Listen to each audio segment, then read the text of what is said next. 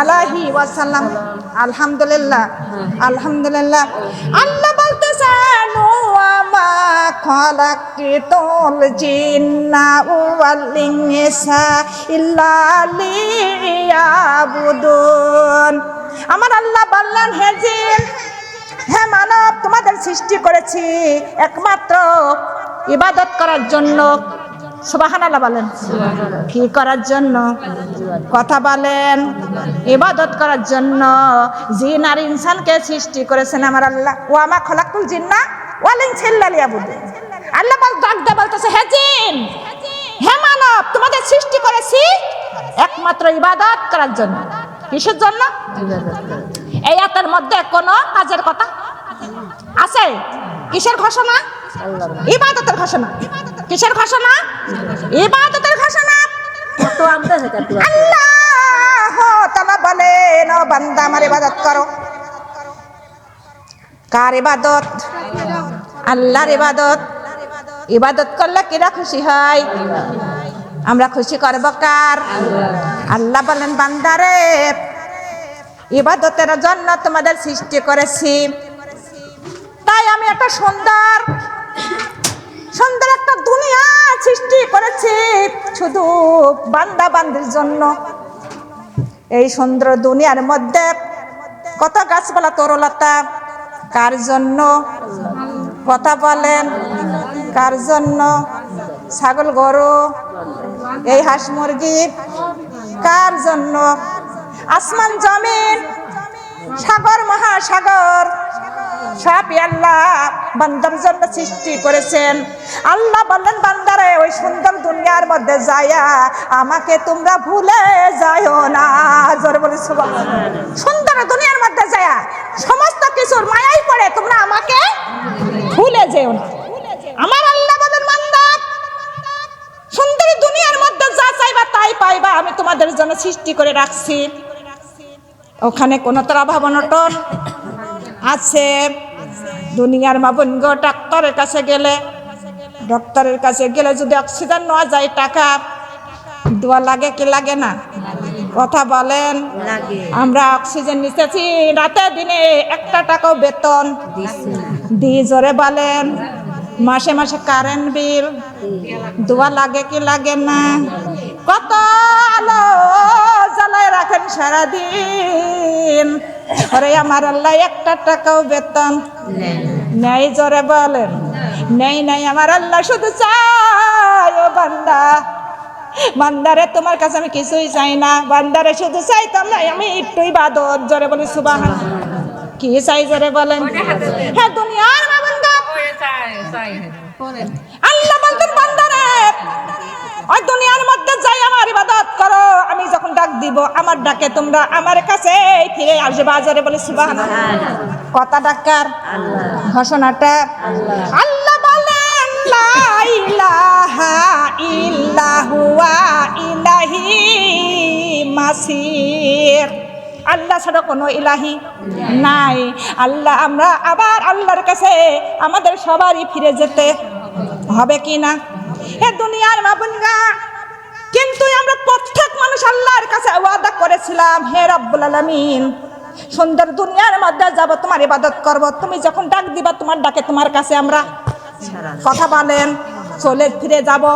কিন্তু এই সুন্দর দুনিয়ার মধ্যে এসে সেই ওয়াদা কি রাখছি? কথা বলেন।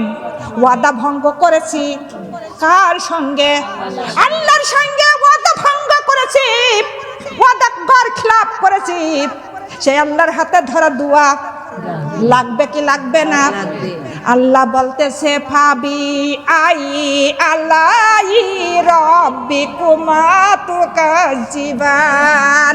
আল্লাহ বলেন, হে জিন, হে মানব, তোমার রবের কোন নিয়ামতি তোমাদের অস্বীকার করার ক্ষমতা নাই। আল্লাহ বলে, বান্দারে, যদি ক্ষমতায় তোদের থেকে থাকে, আসমান জমিন পাড়ি দিয়া এক পাশ থেকে তোরা পালাইয়া চলে যা, পারবো? কথা বলেন। ক্ষমতাটাই আছে। ওরে যে পাশ দিয়ে যাব সেই পাশে আল্লাহর আসমান, আল্লাহর জমিন, কোথাও দিয়ে আমাদের পালানোর ক্ষমতা আছে? নাই। যেই পাশ দিয়ে যাবেন আল্লাহর আসমান, আল্লাহর জমিন, আপনি আল্লাহর আসমান জমিন ছেড়ে কোথাও যেতে পারবেন কি? এ দুনিয়ার মা বোনগা, তাই আল্লাহ বলতেছেন বান্দা তোমরা আমার ইবাদত করো, আমি যখন ডাক দিব আমার ডাকে আবার আমার কাছে তোমরা আমার কাছে ফিরে আসবা। জোরে বলি সুবহানাল্লাহ। সেই ওয়াদা আমরা সমস্ত লোক ওয়াদা করেছিলাম, ওয়াদাটা আমরা কি করেছি? ভঙ্গ করে ফেলেছি। সে আল্লাহর হাতে আমাদের সবার ধরা দেওয়া লাগবে, কারণ মাপ আছে। যতই করো ছাল চাতরি, যতই করো চালাকি, কিন্তু আল্লাহর কাছে কোনো চালাকি চলবে? জোরে বলেন। দুনিয়ার মা বোনগো, কাল কিয়ামতে হাসরের ময়দানে আপনার চারজন সাক্ষর কাল্লা জোগাড় করবেন। কয়জন? কালিমা লা ইলাহা ইল্লাল্লাহ, কালিমা লা ইলাহা সুবহানাল্লাহ, আলহামদুলিল্লাহ, ইল্লাল্লাহ, সুবহানাল্লাহ, লা ইলাহা। সংসার আমি করেতে যাইয়া দেহ পুরা করলাম ছাই, লা ইলাহা।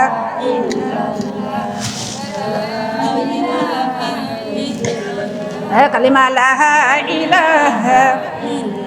সংসার আমি করতে যাইয়া দেহ পুরা করলাম ছাই, লা ইলাহা। কালিমা লা ইলাহা।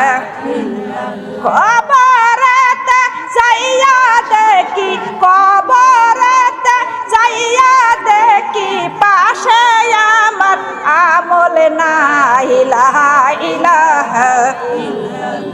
কালিমা লা ইলাহা। কবরতে যাইয়া দেখি, কবরতে যাইয়া দেখি পাশে আমার নবীজি নাই, লা ইলাহা। কালিমা লা ইলাহা। দেহ করলাম ঝাঁঝরা ঝাঁঝরা, দেহ করলাম ঝাঁঝরা ঝাঁঝরা, অন্তরে পোড়া করলাম ছাই, লা ইলাহা।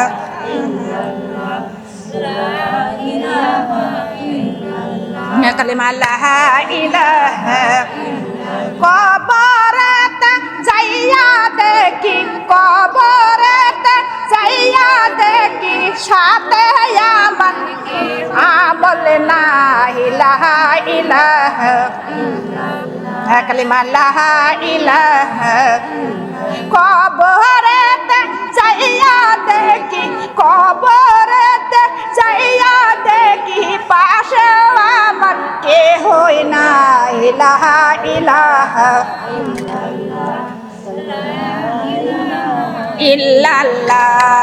দেহ করলাম ঝাঁঝরা ঝাঁঝরা, দেহ করলাম ঝাঁঝরা ঝাঁঝরা, অন্তরে পুড়াই আমি করলাম ছাই, লা ইলাহা ইল্লাল্লাহ, লা ইলাহা ইল্লাল্লাহ। কালিমা লা ইলাহা।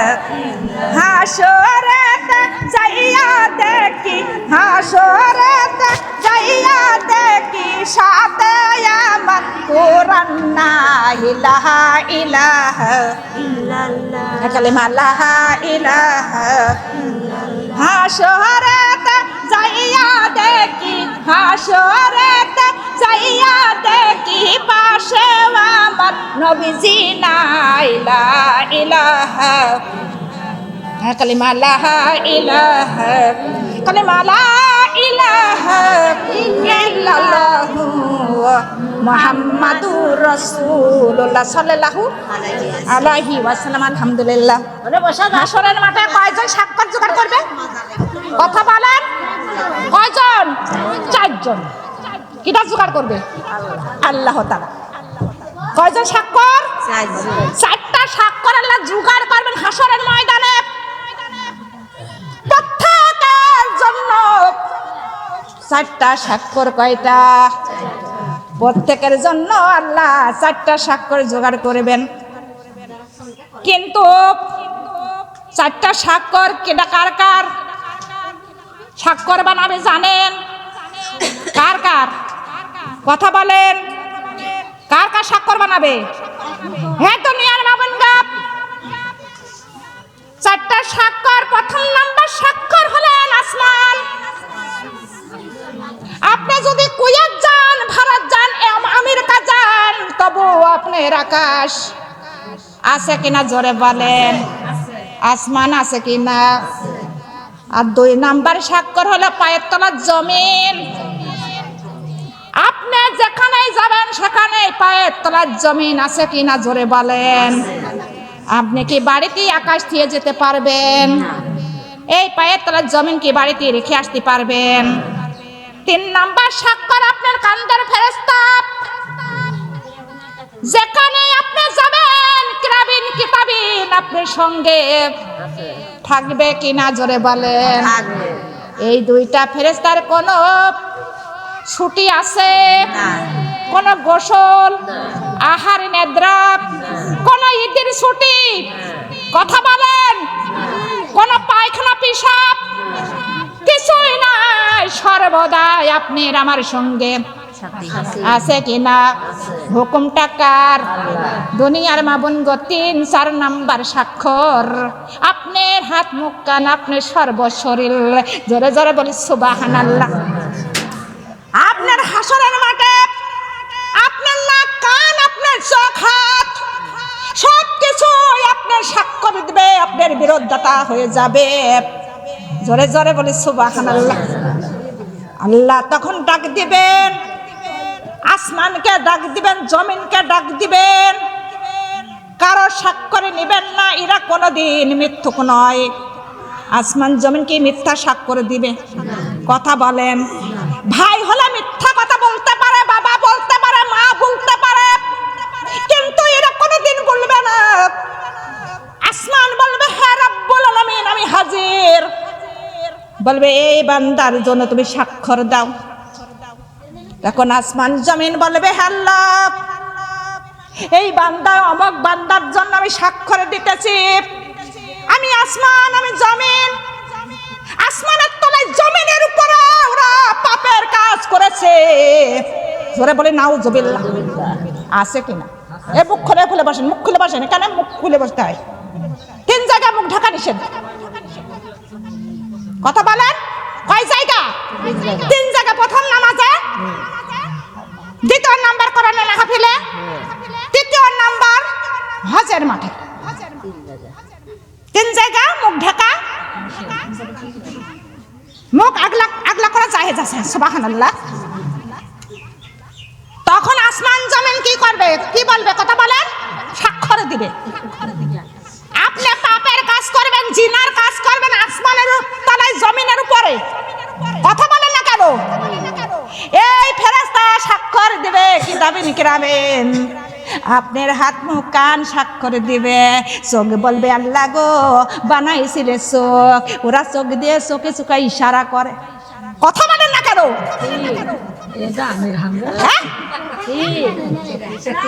চোখে চোখে কি করে? আপনার দেখতে মনে নাই এলাকায় নাই নাকি? হ্যাঁ এই দেখে নেই নাকি? হ্যাঁ দুনিয়ার মামুনগাপ চোখ তখন আপনার বিরোধিতা, তখন আপনার স্বাক্ষর দিবে।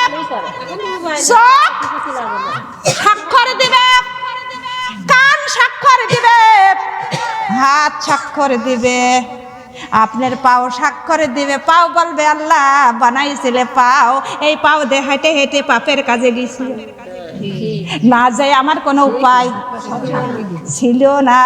চোখ বলবে আল্লাহ গো বানাইছিলে চোখ, চোখ দিয়ে ইশারা করতে না করে আমার উপায় ছিল না, কথা বলেন না কেন? উপায় আছে। জিহ্বা বলবে আল্লাহ গো বানাইছিলে জিহ্বা, এই জিহ্বা দিয়ে ওরা খারাপ কথা বেহুদা কথা বলতো, না বলে আমার উপায় ছিল না। জিহ্বার যা বলবেন তাই বলবে, কথা বলেন না কে? ও রব্বুল আলামিন সেই দিন আমার উপায় ছিল না। আপনার গোপন গোপন স্থান আপনার, সেও আপনার স্বাক্ষর দিবে, বলবে আল্লাহ গো বানাইছিলে গোপন স্থান। সেই গোপন স্থান নিয়ে ওরা হলো কত পাপের কাজ করেছে। জোরে বলে নাউজুবিল্লাহ। হয়ে যাবে, গোপন থাকবে। তাই বলতেছি মা বোনরা, যদি কোনো পাপের কাজ যদি কেউ আমরা করে থাকি, কেউ জানে না, নিজের গুনার কথা নিজেই জানেন। কথা বলেন, নিজের পাপের কথা, নিজের গুনার কথাই আমরা নিজেরটা নিজেই জানি। তাই আমরা আয় থাকতে কবরে না যাইতে যাইতে আল্লাহর কাছে, কার কাছে? আল্লাহর কাছে ক্ষমা চাইতে হবে, তওবা করতে হবে। আমার আল্লাহ হলেন ইয়া গফুরুর রহিম, আল্লাহ হলেন পরম ক্ষমাকারী। আপনার জীবনের তরের গুনাহ আল্লাহ মাফ করে দিবে। জোরে বলে সুবহানাল্লাহ। আর গুনাহ মাফ না নিয়ে আমরা কবরে পাও রাখবো? জোরে বলেন। কবর বড় ভয়ঙ্কর, কবর বড় অন্ধকার। ওই কবরে গেলে আর ফিরে আসতে, আপনি রাতের অন্ধকারে কবরের মধ্যে রেখে আসবে আপনার স্বামী সন্তান, কেউ যাবে? জোরে বলেন। আপনি ভাই বারাদার কেউ যাবে না। এমন দেখেন মাগরিবের আজান হয়ে যায়, নামাজের পরে এলাওয়াজ দেয় অমকের মা ইন্তাকাল করেছে, তার ইশারের পরেই দাফন। এমন এলাওয়াজ হয় কিনা? আরে ঈশার নামাজ পড়ে আপনার জানাজার নামাজ দিয়া আপনার সন্তান আপনার খাটালি কান্দে করিয়া রাতের অন্ধকারে রেখে আসবে কবরে, আপনার সঙ্গে 10 মিনিটও থাকবে? জোরে বলেন। থাকবে না। ওই কবরের মধ্যে আপনার একা একাই রেখে চলে আসবে। একদিন না, 2 দিন না, জনম জনম ধরে থাকতে হবে ওই কবরে। দুনিয়ার মা বোন গো, যদি নেক আমল সঙ্গে করে যাও, কবরের মধ্যে যাইতে না যাইতে কবরের মধ্যে এমন শান্তি চলে আসবে, ওই কবরের মাটি মার মতো শান্তিময় হয়ে যাবে। মার মতো সে ওই কবরের মাটি আপনার ঘুম পাড়াইয়া দিবে, একটা ঘুমে কিয়ামত হয়ে যাবে। যারা বলছো মার মতো শান্তিময় হয়ে যাবে কবর, কবরের মাটি।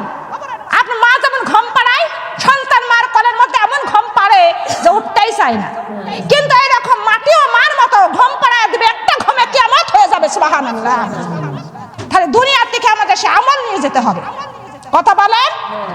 আপনি ধন জন যত যা করেন, কতজন আপনার চুরি করে টাকা জমায়? কথা বলেন। চুরি করে টাকা জমায়, কতজন সুদ খেয়ে টাকা জমায়, কতজন পাপের কাজ করে টাকা জমায়। সমস্ত কিছু আপনার দুনিয়াতে রেখে যাবেন। আপনার খাবে লোকে, কবরেতে রেখে আসবে, খাবে আপনার পক্ষে আর জোকে। কথা বলেন, ঠিক না? ঠিক। কেন আমরা পাপের কাজ করে টাকা জোগাড় করব? কেন আমরা চুরি করে টাকা জোগাড় করব? কেন আমরা সুদের কর্ম করে, সুদের কাজ করে টাকা জোগাড় করে কেন আমরা দুনিয়াতে রেখে যাব? দুনিয়াতে রেখে যাব আমরা, দুনিয়াতে রেখে যাব, খাবে আপনার, খাবে আপনার লোকে, আর কবরেতে আপনার রেখে আসবে, খাবে আপনার পক্ষে আর জোকে। আপনার হিসাব কেউ দিয়ে দেবে কি? সুদে খাইছেন, সুদের হিসাব কেউ দিয়ে, চুরির হিসাব কেউ নিবে না। আপনার পাপের কাজ করেছেন, জিনার কাজ করেছেন, ওই হিসাব আপনার দোয়া লাগবে। কথা বলেন না কেন? দোয়া লাগবে, কেউ হিসাব দিয়ে দেবে না। এ দুনিয়ার মা বোন গাতাই কবরে যাওয়ার জন্য সাবধান। ওই কবরটা বড় ভয়ঙ্কর। কবর বলে, ও বান্দা সাবধান হয়ে যাও, আমার কবরের মধ্যে আসলে তোমাদের রেহাই নাই। হে দুনিয়ার মা বোন গা, তাই এই কবরের মাটি হযরত মা ফাতিমা তো জোহরাকে ছাড়ি নাই, চিনি নাই। কেন না হযরত মা ফাতিমা তো জোহরা যেদিন ইন্তেকাল করেছিলেন, তার কবর কাটতে গিয়েছিলেন আবু যার গিফারি রাদিয়াল্লাহু আনহু। হযরত মা ফাতিমা তো জোহরার কবর কাটা হয়ে গেল। আবু যার রাদিয়াল্লাহু আনহু বললেন, ও কবরের মাটি, এই কবরের মধ্যে আজকে আসছে তোমরা কি জানো? কবরের মাটি রে, এই কবরের মধ্যে আজকে আসতেছেন ওরা বিশ্ব জগতের নারীদের সরদানি, জান্নাতের সরদানি হযরতে ফাতিমা। জোরে বলে সুবহানাল্লাহ। ও কবরের মাটি, তোমরা শান্তিময় হয়ে যাও। ওরে হযরতে ফাতিমার সঙ্গে তোমরা কেউ বেয়াদবি করিও না। কবরের থেকে কোনো সারা শব্দ আসলো না। আবু যার বললেন, কবরের মাটি কেন সারা শব্দ দিলি করলি না? এই কবরে আসতেছে ওরে বিশ্ব জগতের যুবকদের সর্দার হাসান আর হুসেন, ওরে তার আম্মা জান, তার সঙ্গে তোমরা কেউ বেয়াদবি করিও না, কিন্তু তার সঙ্গে তোমরা খারাপ ব্যবহার করিও না। কবর থেকে কোনো সারা শব্দ আসলেন না। আবু জার আবার বললেন, কবরের মাটি কেন সারা শব্দ দিলি না? এই কবরে আসতেছেন শেরে খোদা হযরত আলীর স্ত্রী, যে আলী দুনিয়া থেকে জান্নাতের টিকিট পেয়েছে, সেই আলীর স্ত্রী হযরত ফাতিমা জান্নাতের সরদানি, তার সঙ্গে তোমরা কেউ বেয়াদবি কইরো না। তাও কবর থেকে কোনো জবাব আসলেন না। আবার আবু জার বলতেছেন, হে কবরের মাটি কেন জবাব দিলে না? এই কবরে আসতেছেন বিশ্ব নবীর কলিজার টুকরা দরের দোলানি, ওরে সেই ফাতিমাতু জোহরা, তার সঙ্গে তোমরা কেউ বেয়াদবি করিও না। কবরের রাগ হচ্ছে, কি হচ্ছে? রাগ হয়ে যাচ্ছে। আবু জার বলেন, যখন আবু জার এই কথা বলতেছিলেন, কবরের মাটি ফুলে ফুলে উঠতেছিল। আবু জার বলে, আমি নিজ চোখে দেখেছি কবরের মাটি ফুলে ফুলে উঠতেছেন, আর কবরের মাটি রাগ হয়ে যাচ্ছে। যখন 4 নম্বরের কথা শেষ হলো, তখন কবরের মাটি বড় একটা গর্জন করে ধমক দিয়ে উঠলো, উঠিয়ে বলতেছে, আবু জার সাবধান, ওরে আমরা কবরের মাটি, কে বিশ্ব জগতের নারীদের সরদানি, জান্নাতের সরদানি, আমরা কবরের মাটি তাও কে চিনি না। ওরে আমরা কবরের মাটি হাসান আর হুসেনের আম্মা কেউ চিনি না। আমরা কবরের মাটি শেরে খোদা হযরত আলীর স্ত্রীকে চিনি না। আমরা কবরের মাটি বিশ্ব নবীর কলিজার টুকরা আদরের দোলানিকে চিনি না। আমরা কবরের মাটি রে আবু জার, যার আমল নামা ভালো হবে, আমল নামায় আমল থাকবে, নেক আমল থাকবে, আমার কবরের মধ্যে শান্তি আর শান্তি। কবরের মধ্যে আসতে নাই আসতে রে আবু জার, ওরে একটা ঘুমে কিয়ামত হয়ে যাবে। ওই আবু জার, আমরা কাউকে চিনি না, চিনি শুধু আমল আর আমল। যার আমল নামা খারাপ হয়ে যাবে, বদ আমল থাকবে। আবু জার শুনে নাও, কবরের মধ্যে ঢুকতে না ঢুকতে কবরের মধ্যে দাও দাও করে আগুন জ্বলতে থাকবে। জোরে বলে নাউজুবিল্লাহ, এমন জোরে আগুন জ্বলতে থাকবে, কালো ধোঁয়া কবরের মধ্যে আসতে থাকবে। না হবে শীত, না পাবে গো আরাম। কথা ডাকার কথা বলেন, আল্লাহ বলেন, হাজি জাহান্নামুলাতি কুনতুম তুহু আদুন ইসলাও হাল ইয়াউমা বিমা কুনতুম তাকফুরুন। আল্লাহ বলতেছেন, হে বান্দা, এই সেই দোজক। আল্লাহ বলবেন, হ্যাঁ সেই দোজক যার প্রতিশ্রুতি তোমাদেরকে দেওয়া হইতো। প্রতিশ্রুতি মানে কি? এই দোজকের বর্ণনা তোমাকে শোনানো হতো। যাও, তোমাদের কুফর করার কারণে, পাপের কাজ করার কারণে তোমরা এই দোজকে প্রবেশ হও। জোরে বলেন না, কথা ডাকার কথা বলেন। দোজকটাই হলো কিয়ামতের প্রথম ধাপ, হলো কবর। কিয়ামতের প্রথম ধাপই হলেন কবর। হ্যাঁ, দুনিয়ার লাবণ এমন জোরে কবরের মধ্যে দাউ দাউ করে আগুন জ্বলতে থাকবে।